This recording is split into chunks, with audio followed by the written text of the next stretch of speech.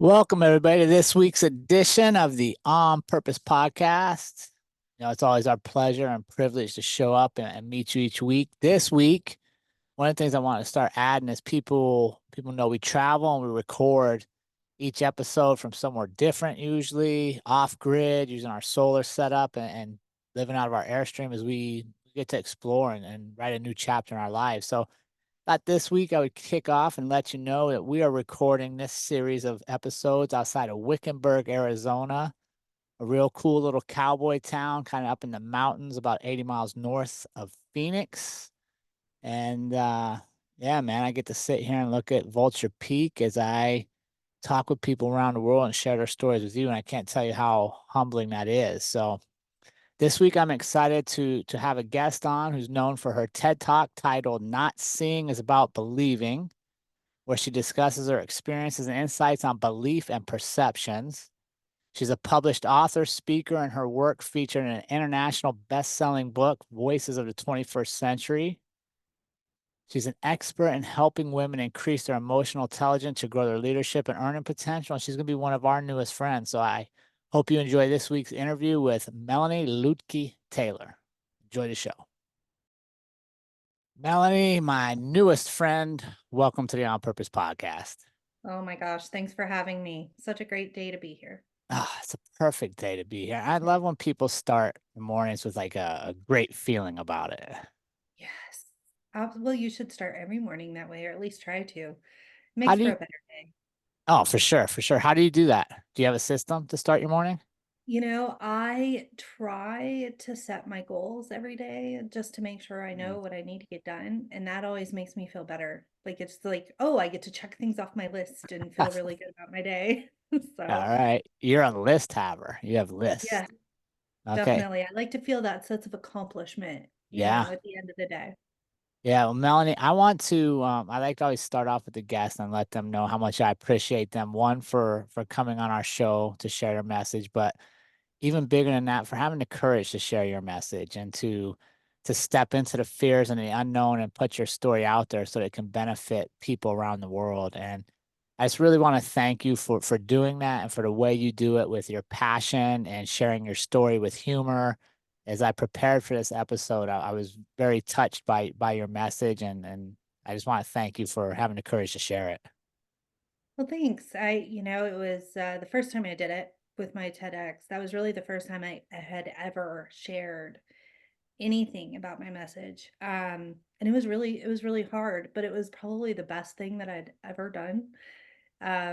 Because I was really told um, by my dad growing up not to share it, Yeah. for the fear Yep. of the challenges that come with it. And when I told him I was doing it, he was really scared for me. And but it's turned out great. And it's, you know, sometimes fear is just it's not really fear. It's that, Mm. you're afraid of something that isn't really going to be a problem. So And that's something. I was just having this talk with my son the other day about how many things we're afraid of that are not physical things, right? Like if you said, like we're just talking about pressure, like just feeling a lot of pressure. And I was like, well, go out and grab me some pressure. Let's put this pressure in a bag. I want to see how heavy it is. Like we can't get it because it's right. all in our heads. Well, the same thing with anxiety, anxiety about the future in particular. You don't know what's going to happen. Like you may think you may know what's going to happen, but the reality is most things that you're anxious about never ever happen. So I Yeah. still struggle with that every day. I really do. Well, I hope you're not anxious about this show because you're Yeah. welcome here, my friend. But now before we get into some of the TED Talk, not seeing is about believing, right? Like Mhm. that and the story of your fight with your eyesight and stuff. I wanted to warm you up, right? Because we got to have a warm up here. We got to lighten things up to get things started. So are you ready for this, Melanie? Absolutely. What you got? Well, I think I know the first answer before we start recording, but are you a coffee or tea person? Definitely a tea person. I Do like it. coffee okay, but I like my tea. Be nice, Yeah. human. Like my tea. What are you drinking? What kind of tea? I usually drink Earl Grey or Mm, British breakfast, one of the two. I'm a black tea drinker. okay. You got relative, are you family from England or something? No, but Ireland, Oh, right? okay. So yeah, I'm an All Irish right. girl, All and right. one of my favorite things I've ever done is gone on over to Ireland Ooh. and just sat down and had a traditional tea in the Mm. afternoon. It was amazing. They have a biscuit with it in Ireland too? Yes, Okay. cakes and yeah, Devonshire cream is so good. See, So I will admit selfishly, I ask these questions so we get to know you, but I really like knowing what other people are eating and drinking and stuff so I could try more stuff. yeah. Well, you need to try Devonshire cream if you have not. It Devonshire is cream. yes, it is the best thing you can put on like a biscuit of some sort. Mm. It's amazing with little jam. Yeah, and see, we're Really recording this recommend. nice and early, so it's gonna set us up good for breakfast. There you go. Exactly. All right, next question, Melanie. Brunch or dinner? Which combination meal are you going for? Oh my gosh, I will do either brunch or dinner as long as it's breakfast food. Good either way. Oh, you're an all-day breakfast person. Absolutely. Absolutely. Pancakes even late at night, or where are you going with that? Absolutely. Really? Pancakes, French toast. I'll make that for dinner anytime. Okay, I love it. That's a good one. All right, sunrises or sunsets? I am a night owl, so it's got to be sunsets. Very, very rarely do I see a sunrise. I hate to say it. I'm just not a morning person, never happened. So sunset for sure. Okay. Reading a book or listening to an audiobook? Well, I actually had somebody ask me this the other day too. I love to read books, but unfortunately, with my eyesight the way it is now, I have to listen to them. Mm. So I'm unfortunately cannot read normal print size books any longer. Is that a recent development? Probably within the last couple of years, for Okay. sure. It just got harder and harder, and I finally just kind of said, okay, that's enough. I'm not going to stress myself out about it anymore. And so I went to Audible books instead. Do you have a favorite audiobook you've listened to lately? Wow. I listen to so many. There is a what is it called? The Librarian of Crooked Lane, I want to say, series is really good. It's like a historical fiction mystery kind of book. And I'm big into historical fiction. So pretty much that's what I'll be listening to. If I'm not listening to anything business related, it'll be historical fiction. Okay. Nice. All right, you got to get your mind right. You got something big going on. It's when you got to get your thoughts together. Do you go silence or do you put on music? Oh, ooh, that's a good question. Thanks. That's a good question. I like silence to think. I like music not to think, if that makes sense. Mm. I like Silence to, silence to think. okay. One of those people who turns down the radio station when when I was driving and had to think about where I was going, turn Right, down the right. radio, like that had anything to do with it, but did it anyway. Um, but I like music to not think, like Mm. just to kind of more zone out and just relax. What's your go-to song? Mm, I like all music. Honestly, I don't think there's, except for maybe country, a lot of country I don't really care for, but mostly any other kind of music I'll listen to. Okay, so if you got to pull up one artist in Spotify or wherever you're listening, who you pulling up? I should actually just start making people have their phone with them. Pull up the last song they played. I have a whole YouTube music list that I Oh, your listen to. YouTube. Right now, I'm listening to a lot of AJR. Hmm. If you've not heard of AJR, it's more Uh, alternative. okay. So I'm listening to a lot of AJR, and I listen to a lot of U2. Huge U2 fan, always have been. All right. So, Guns N' Roses, like I listen to a lot of things. Yeah, U2 is I've always liked U2 as well. I wanted to go see them at the Sphere, but I don't know if I'll pull that off. I tried, and I'm like, I don't think I can justify that amount of money to go see a band at the Sphere. The ticket alone was 500, then you got to fly and you got to stay, and it's like, and I've been to several U2 concerts at Okay. least. My favorite was probably at the Bear Stadium in Chicago, Soldier Field. at Soldier Field. But yeah, I just couldn't do it at the Sphere. I bet it's amazing. I bet it is, but I gotta be honest with you, Melanie. My attention span doesn't seem to last as long as it used to. No, really? I'm not sure I could like man, I Sit don't through know. a Like, whole well, and the sphere's got so much going on. Like I wouldn't know what to be paying attention to. A lot of pressure. has so much going on. I sent my brother and sister-in-law to the Sphere Experience in Vegas the last time they were there. They loved it, but they came back and said there's just something going on all the time. So maybe it's good for your ADD a little bit. Maybe you'd enjoy it. Yeah, baby. I don't know. Why are you feeling warmed up, Melanie? Absolutely. All right, I want to let's obviously start. We talked about your eyesight and stuff in your TED Talk. Kind of share, is that, would you consider that your origin story? Is that kind of where things go? Actually, no. I think it's a part of it. Yeah, So yeah, I started my corporate journey. So I started in corporate with IBM when I was 18 years old. I got a summer intern job, if you will, like just a summer job.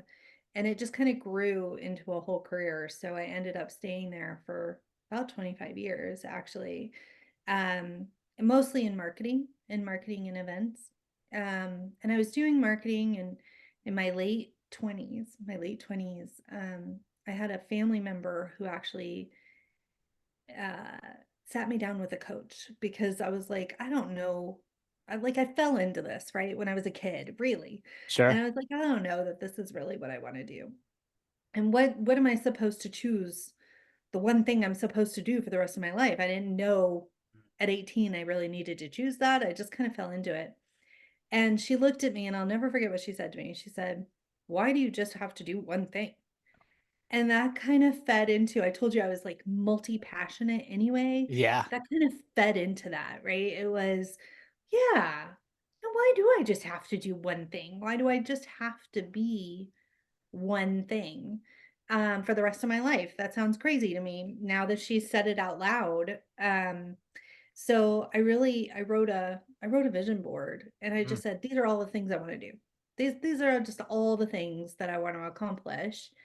Um, and everything was on there. It was like getting my MBA. And at the time, I hadn't even finished my bachelor's degree because I had been working full time since I was 18. Finished my MBA, do a TED talk was on there, write a book, like these big things that I just didn't even think. I didn't know when that was going to happen, sure. but I wanted to do those things. And so I set out to really just do all the things, basically, just do all the things. And that's kind of what really started it, right? And now my eyesight, I was diagnosed with a rare genetic disease when I was 16. My brother has it, my dad has it. It's a whole family thing. We all have it. It's called retinitis pigmentosa. And basically, what it does is it destroys the rods and cones in your retina. So you get peripheral vision loss. So you end up getting more and more tunnel vision as you get older. Sure. And it's progressive. So you never know when that's going to happen or how it's going to happen. My grandfather, he had it, he died totally blind. My dad has very, very little vision left. He's in his 70s now. My brother and I, we don't see in the dark at all. We don't drive anymore. So, you know, it just progresses throughout your life. And so I wanted to get all these things done Mm, before my time ran out, if that makes sense, sure. right? Yeah, yeah. In the back of my mind, it was like, is my time going to run out to do Mm. all these things and be all these things?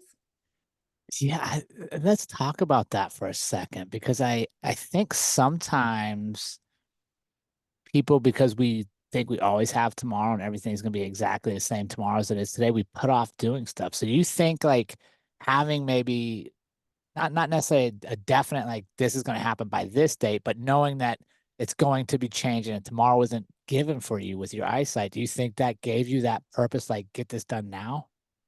It really did. It really did because I'm definitely one of those people that first of all, I was an event manager for years and years, so I'm a very good planner, but I plan, right? Mhm. And I had to plan for those things to happen because it was a given. Now, the how blind I might go is not a given. Sure. How quickly that might happen is not a given. But losing more and more of my eyesight was a given, right? Mm. Until they find a cure, which they Yeah. have not yet. So, until that happens, it's very much a given that I'd have less and less eyesight, right? So, yeah, so I think I really did set out to kind of do all these things and be all these things um in case my time ran out. Now, when I Yeah. say time ran out, the older I've gotten now, the sillier that sounds because being blind or having less vision is Yeah. not a death sentence in any stretch of the For imagination. sure. It's not, right? And I have a very positive attitude about that. Like it's a difficult. There are days when it's even more difficult, but it's I'm here and Hmm. I'm enjoying the life that I can enjoy and doing the things that I can do. I So, love that. And I think that that's perfect for the perspective we're in today, right? Like, because now you're like, oh, I have this. But I want to go back to, you said you realized it around 16. I was And diagnosed at 16. okay, it's 16. Talk me through the emotions there because you come out on the other side as a fighter. You're not laying down for this. Talk me through the process of accepting it and going, wait a second, I can still define my life. I'm going to take charge of Mhm. this. Talk us through that. I think I kind of always knew, if that makes sense. Like I always knew. Even I got my first pair of glasses when I was 5, and I think even then I knew. I knew my Mm, dad struggled with it. Obviously, I knew my uncles did. I knew my grandfather did. And even though I'm the only woman that that's happened to, they're all men otherwise. I just kind of always knew. And so when I was diagnosed at 16, I was kind of like, oh, okay. Well, there you go. There you have it, right? Now okay. it's on paper. But I kind of always knew. And I think because I always knew, it wasn't as big of a revelation. It was just like, okay, well that there we go. That makes sense. And I think that's though what jump started me into having more of a drive. Like Mhm. just the final knowing was just like, okay, well, that's fine. Let's go. And even at 16 I realized that. What was your, what would you say is your moment where you were like, okay, I am bigger than anything that happens to me? Was there a time for you when you were like, man, this, not just your eyesight, but just I think it's a great parallel for our lives. Like we're gonna have bad days and bad news and good news, but that we are, just like you said earlier, like we're always blessed no matter Yeah. what's happening. Was there a specific moment you had younger where you're like, okay, I'm gonna be fine and I'm gonna excel? Yeah, I think it was that 20s moment, when I talked to the coach and she told me I didn't have to just be one thing. I really think that was the moment where I was just like, "Oh, well then I'm going to be great." I I love think it. up until that moment, I really had thought I'm going to be held back by this. You Mm, know what I mean? Like yeah. I'm held back by this. I have to choose a career that I can do for the long term that's not going to have such an impact on my eyesight, which is hard to find, Yeah. right? So I up until that moment, I felt like I was really hand tied and really, I wanted to be a nurse. Well, no one wants me poking them with needles, right? Like that's Right. not going to happen. And I was okay with that. That was fine. Um, and I just knew I was going to be fine at that point. I knew that because I wanted to do all these things and I didn't just have to choose one of them, that I can continually reinvent myself if I needed to. Mm. And I had the strength to do that. I love, and you had the strength. I want to know about the relationship with the coach. How did you find this coach? It was actually I was introduced to her through one of my family members. He knew her. He said, "Hey, why don't you come to lunch with us? Have a discussion." I'm like, "Yeah, let's do it," you know.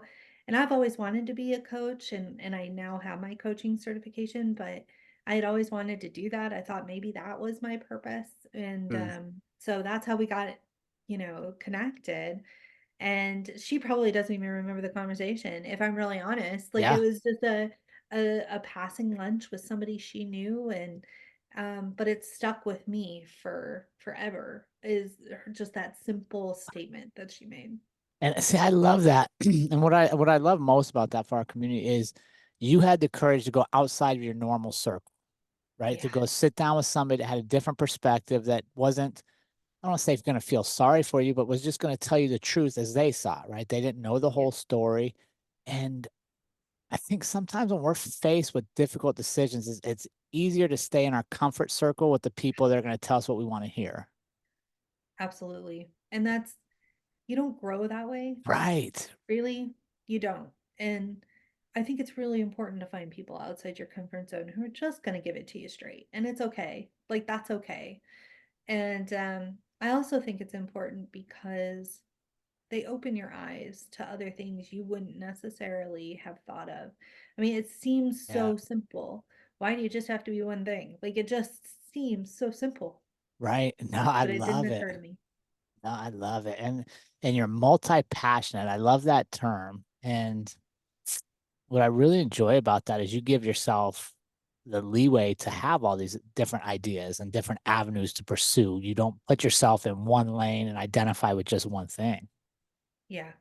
And it's a good thing to be, and it's also a really hard thing to be. If I'm really honest, like, Yeah. I am. I'm passionate about education as a lifelong learner. Like, I'm passionate about that. I'm passionate about women, young women especially, growing and being self-confident leaders. I am passionate about just simple things like crafting. Like, I love to craft. Like, it's just, you can be multi-passionate. The challenges with being multi-passionate is choosing what to get done when, Mm, right? It's can you finish something without going to the next shiny object? Like, can you follow through and finish what you want to finish? Um, and that's always the challenge with someone who's multi-passionate, is don't bounce from one thing to another. Is, if you're passionate about this, then put some goals in place and accomplish it, right? okay. Accomplish something. Yeah, talk me through that. Because as you're saying, multi-passionate, a couple people that I know in my circle that are always like they're into this and into that and into this sometimes fail to follow all the way through, right? Like Yeah. they get distracted and they're off, and then they have like three half-finished projects, but nothing completely done. Right. So Yeah. share with us, if you would, Melanie, what are some tips you have to make sure your multi-passion is still productive? Yeah. My craft closet will definitely show half finished projects all over the place. But, to follow through, really you have to make sure you are doing it for the right reason, right? Was it just the next shiny object, or was it really something that you want to see finished? And, sometimes it's just to fill your time or whatever, and that's fine. And that's what I consider my unfinished crafting closet. For sure. That's like a I just like to do many things, and I want to fill my time. I don't need to finish the project to feel Right. accomplished. But when it comes to, like, coaching a young woman, that's not something I can just not finish, right? So I like to, one, make sure I understand what the end goal is, even Yeah. write it down. Here is the end goal that I need to get to. Here are the steps that I need to take to get to that end goal. And then I hold myself accountable, right? If that's every week I need to work on it for 3 hours, then I schedule that in my calendar. Maybe I'll tell someone else to help me be held accountable Yeah. to, somebody I trust who can call me and say, "Hey, are you working on that today? Because you need to get it done today." Um, so I think there's something to say about making sure that you have some accountability to Yeah. yourself to finish what you want to finish. So you're a vision boarder, which I I am fully believe in. I think creating images and putting it out to the universe is how we attract what we want. So do you do the same with your accountability piece? Is that somewhere where you can look at it readily and know like, oh, I'm supposed to be on track here? absolutely. I keep it forward, like at the front of my notebook or on my laptop as the screensaver, whatever Yeah. it may be, so Okay. that I'm constantly seeing it so that I don't forget about it. Because it's very easy to get involved in something Mm. else that you're passionate about and forget that you were trying to finish that. So I think the seeing, the hearing, the making sure you hold yourself accountable, those are all really important pieces for a multi-passionate person to try to finish a project. I like the term multi-passionate because that's definitely a more positive spin on some other terms you might use to describe those characteristics. So true.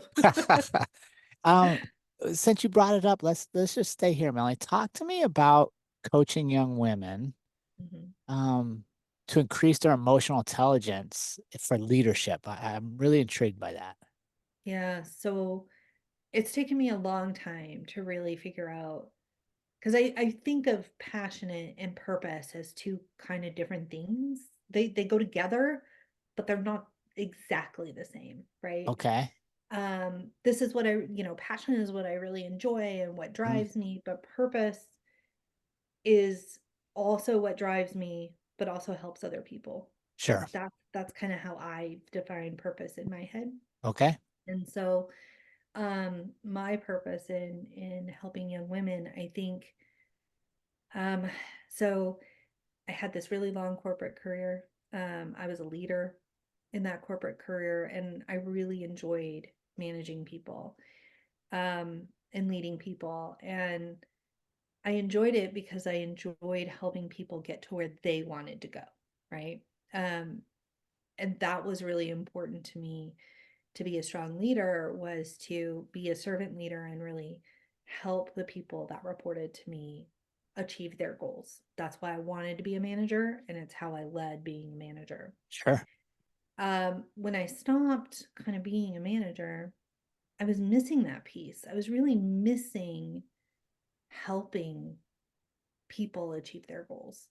And so, yeah, so I went and I got my certification in um, DISC and motivators and Yep. emotional intelligence assessments because I think that it helps to understand where you currently are before we can help you figure out where you need to be. And so now I work with young women who maybe just don't have a direction or just aren't sure what their direction needs to be. Maybe they want to be a leader, but they don't have the strong enough skills.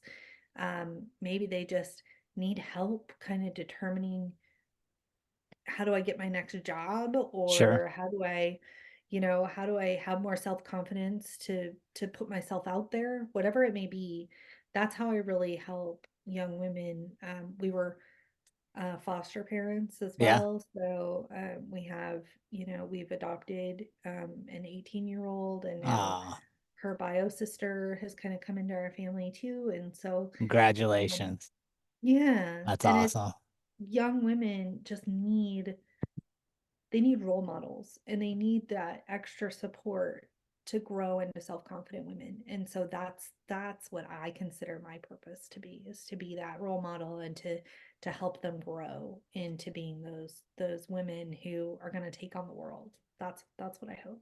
Yeah, I love what do you I love that's what you've out of your whole stories, that's where you're focused now, right? Mhm. Um, what do you think are some of the biggest obstacles to getting our young women to step into that role? Yeah. The first one is just self-confidence.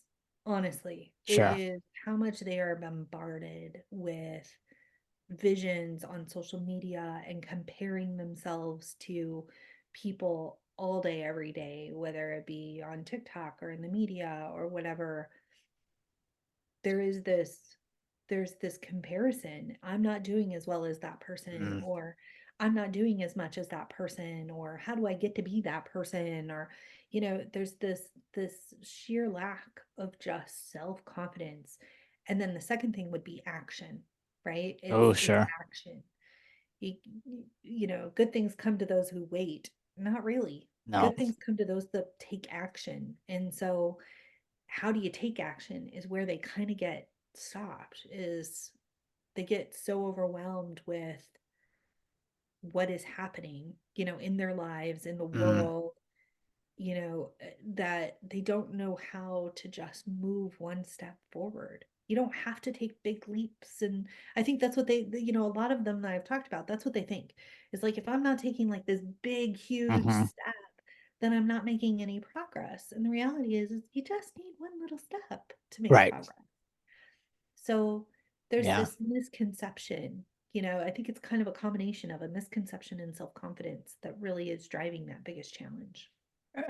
Talk to me about this. How would you navigate a young lady, or how would you coach her to walk that fine line of being assertive and leadership, but not over the top demanding, right? Because I think sometimes women, at least in my professional experience, women get caught in this gray zone where if they're too assertive, they get labeled as bossy, or nobody wants to be around them. Like they're going to tell you what to do all the time. And if they're not assertive, they're too shy or timid. And so they have like a real small margin where, I'll be quite honest, I think guys have a much greater leeway in how they manage, because people are like, ah, it's just a guy. Don't pay attention to what he says, or how he says it. It's just the message. How do we coach our women through something like that? Yeah. So it's such a double-edged sword. It's Right. it's such a double standard, frankly, between men and women. That shouldn't exist, but it does.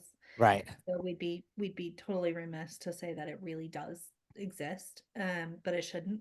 Sure. um, but it's funny that you asked that question, because when I was younger and I was looking to be a leader, I had my VP, my vice president, I had a meeting with him, and kind of like an exec interview kind of thing.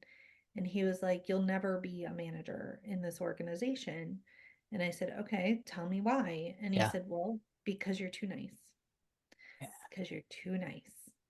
And I went, "Well, that's insane. Like Yep. that's crazy. That doesn't make any sense at all." And a couple years later, I was a leader, right? And the reality is that you can lead with empathy and Mm. still be effective, Yep. right? That is the challenge. It's leading with and caring about your people, but using all the tools that are available to you to do that effectively, right? So, for example, you know, having having the ability to switch between leadership styles for each person that you manage is really important. Each person is a person. You're not leading a team, you're leading individual people.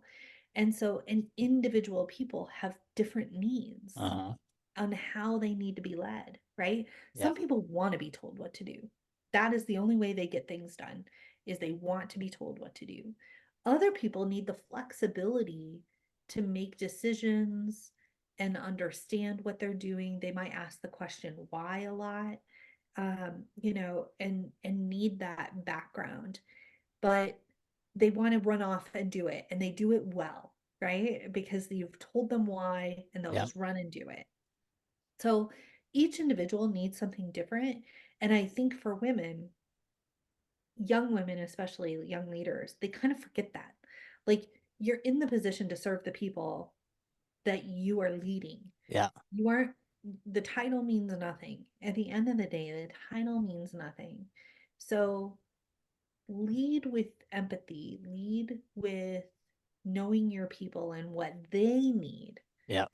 and you'll be an effective leader. I love it. And what I'm hearing you describe there is women leading by their natural strengths. right? Emotion, Yeah. empathy, Empathy. intuitiveness Yeah. are all very mother-like skills, right? If a mom has three kids, not all three kids are going to respond the exact same to parenting, right? They're all going to want a little something different here or there. And I think that's one of the great transitions. I would even say for our current generation and into our future is much more emotional intelligence leadership. Yeah, well, I will tell you that the World Economic Forum lists emotional intelligence as one of their top skills for future leaders, right? For It sure. really is. So it's it's important to understand that there are multiple factors within emotional intelligence, right? You have to be there's self-awareness, so understanding yourself and how you respond to things is really important. um Self-management, like how do you then control your emotions and how do you control how you react to things. um and then you have the social side, which is social management and social awareness, which is about empathy and understanding how people are going to react to what you tell them. And then being able to manage to that, so that's all what Yeah. encompasses emotional intelligence. And I think the unfortunate reality is that as much as I enjoy social media as well, a lot of that has diluted our ability to understand and respond appropriately to other people because you Mm, don't see their response, right? yeah, If you put something out in the world, sure. you're not actually seeing someone respond to it. And that's an important part of understanding how to relate to other people is seeing their response. Yep. So it's something to think about. As you know, social media is not going away. So how do you get more emotional intelligence with your responses and think about how are people going to react to this, and am I okay with that, and kind of put yourself through those questions. Yeah, no, that's true. And I think I gotta tell you, Melanie, I'm a big believer in this podcast. I think it's part of proof, at least in my little world, that there is still a very great place for long form conversations, for seeing each other. And even though you and I are in different places, I can still watch your facial expressions. I can communicate with all my senses, right? Like I'm visual and I'm audio and I'm speaking. Um, and I think that's what we make time for. Yeah, well, it's definitely a lot less now, right? Like these types of conversations are just less. People like to do business over email or Sure. text or whatever it may be, which is fine for quick decision making or informational type of, just gathering. Yeah. But to have a conversation builds relationships. Yeah. And Text isn't going to really build a relationship. So, no, no. And I love what you said earlier about employees or people, right? And I would even take that a step further for anybody that's listening that's in a leadership role that gets to impact people. Every person you get to impact is actually a family, right? You think about it. You and I, like whatever time we're spending right now is taking time away from our families, right? yeah, And so my family hopes that I'm learning something from Melanie because I just spent this time with her, right? We're in a workplace, you have me 40 hours, 40 plus hours a week. My family hopes you're investing in me to make me better. I shouldn't be returning you home damaged goods. right. Right. I agree. I think we all forget that. Like we all have this tiny sphere, Mm, right? It might be your family, could be maybe the church you belong to, maybe it's your block or your neighborhood, but the sphere of people that you actually spend your time with is rather quite small. yes. And so, again, going back to what we talked about getting out of your comfort zone, get out of that little sphere to broaden your thinking and to broaden your understanding. And so when you're a leader, like you could be leading, I was leading people all around the world, right? That was my team. My team didn't sit in an office. We were Okay. remote.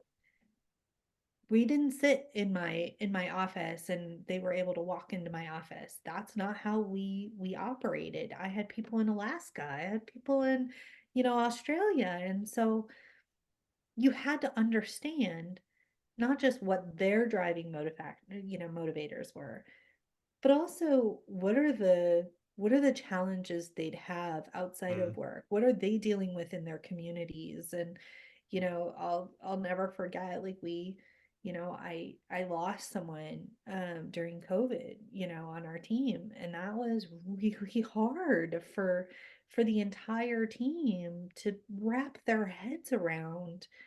Um and it was such a challenge, but you had to know that that was going on in the world and how to then respond to that. And that's what emotional intelligence is. If someone passes away on your team, how does that affect the rest of your team members, and how are you going to respond to it as a leader, so that it lessens the burden on everyone else too. Even though you're hurting, like, you're a leader, it's your job to help make sure they get through it. And so Yeah. when I'm talking emotional intelligence, I talk about it all from the perspective of, it's really about just understanding yourself and understanding how to respond to other people. And I think the way my eyesight plays into that is I never told anybody at work Yeah. that I had this. I was running massive conferences, like 20,000 person conferences. And I never told anybody because I was afraid that someone would think I wasn't able to do my job, Oh yeah. right? Yeah. That some reason I couldn't all of a sudden do my job because I have this problem. And it took me, honestly, I was walking through this massive hallway, actually at the MGM Grand, and I was walking with one of my coworkers, and I ran smack into a cement bench that was in the Oh, middle of this massive hallway. okay. Like, had no business being where it was, but I didn't see it, Right. and I ran smack into it. And she was like, "Okay, that's a little weird." Like, so we I had to tell her. I had to tell her, what other Right. reason was there? Um and she was perfectly fine with it. She's like, "Oh, okay." And I found ways to deal with it. I found ways to delegate where I needed Mm. to, and I made sure that I was available in other ways. And so, for years I was able to manage to it. But I think what ties that into the emotional intelligence is, for myself, I was scared to tell anybody. I didn't know how they were going to react. I Yeah. hadn't put a lot of thought into, except for what my dad told me, don't tell anybody, Right. Right. you know. Um, so you had to trust people. I had to trust people. And then on the other side of that, there are so many people with hidden disabilities. If you see me on the street, I don't look blind. I don't use a cane.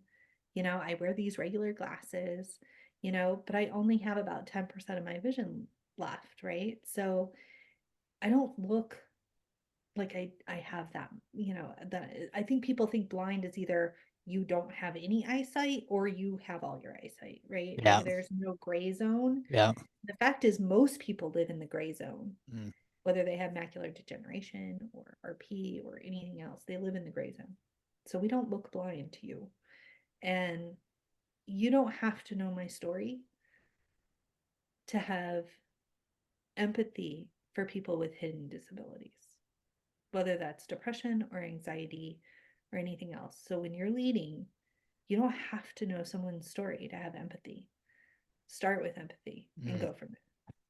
And we can apply that in our daily life, right? Like I don't if I randomly meet you today, I don't have to know your whole story to give you a little grace, to be kind to you, to Right. smile. Right. And I think if there's one thing I want your listeners to understand, it's that, right? Like, everyone has a story. You don't have to be going blind to have a story. You could be dealing with, a child who's sick at home, or taking care of an ailing parent, or, I mean, there's a million things that people are dealing with every Yeah. day. And you don't have to know their story to have some empathy and to be kind. You don't have to know that. You know what I love about that, Melanie, is generally, I think if you're kind to others, you give grace to others, you're probably going to be kind to yourself and give grace to yourself, right? Like it starts with you.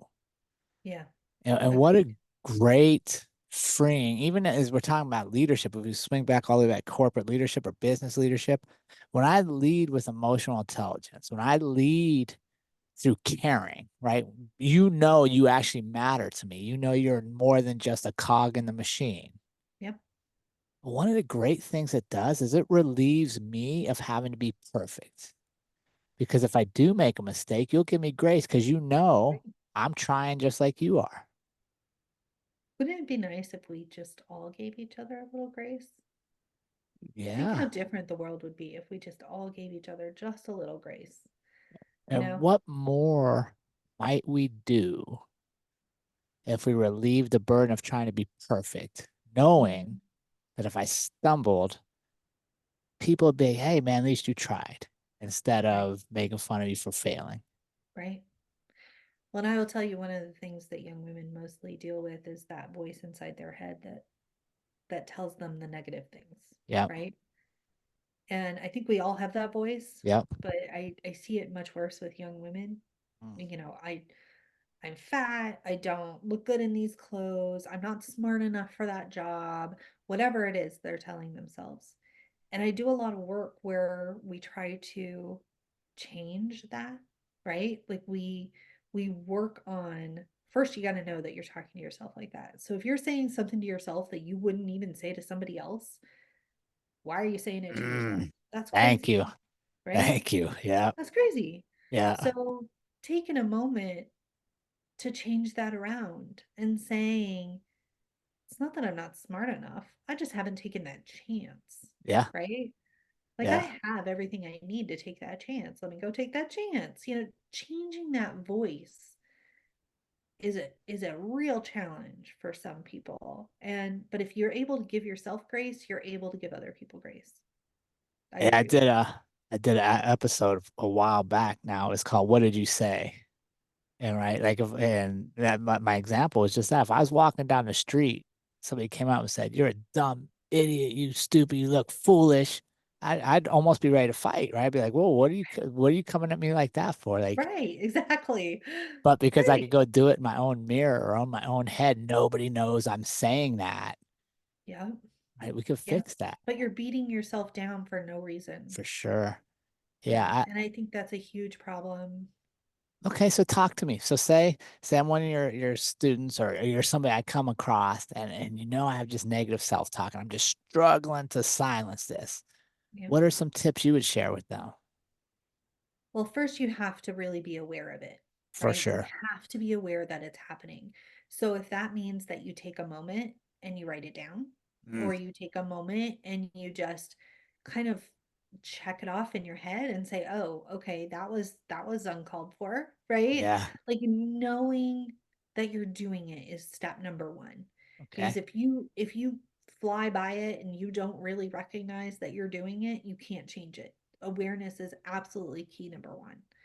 Number two is to switch it around to something positive, Mm, right? It's you whatever it may be, right? I'm not successful enough. All right.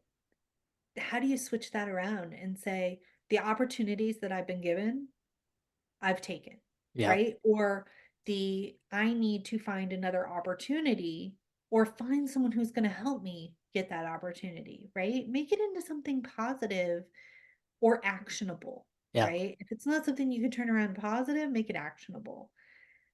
And then really keep a list. Like I am so for the writing things down helps you to not only recognize but helps you to change. Mm, If you see the things on paper that you're telling yourself that you wouldn't tell anybody else, it just gives you that ability to start writing out what you need to say to yourself instead, right? If you can't do it in the moment, yep. take the time to do it because talking to yourself in a positive way, I not that I believe in manifestation, like I Yep. believe that there's a lot there. If you think it, that's what you become. I'm lazy. For Okay, it sure. just perpetuates laziness, right? Yeah. You really need to switch that just turn it around on itself. I Yeah. am going to give myself grace today and be quiet today and lazy today. And tomorrow I'm going to get up and I'm going to do X, Y, and Z. Yeah. No, I agree. The most important conversation you have is the one with yourself every day Yeah, because it sets the absolutely. tone for every other conversation. Yeah. And it is what you become. Hmm. You know, what you think is what you become. I love it. Well, Melanie, thank you so much for joining us this week and allowing us to share your story. Where can our community stay in touch with you and follow along on your journey? Absolutely. So you can email me. I love getting emails from listeners just with questions. So you can email me at melanie@totalleadershipcenter.com, Okay. totalleadershipcenter.com, all one word. Or you can find us on www.totalleadershipcenter.com. Either one is great. Or look me up in LinkedIn too. Like I'm happy for people to connect. I don't do a lot on social because I don't spend my time there. I like Okay. spending time one on one with people, but I love getting emails and just connections. I love it. Melanie, thank you so much again. It's been an honor to share your story, and you Thank just keep you. lighting the world one day at a time, my friend. Well, thank you so much for the opportunity, and I really appreciate the discussion. Thank you.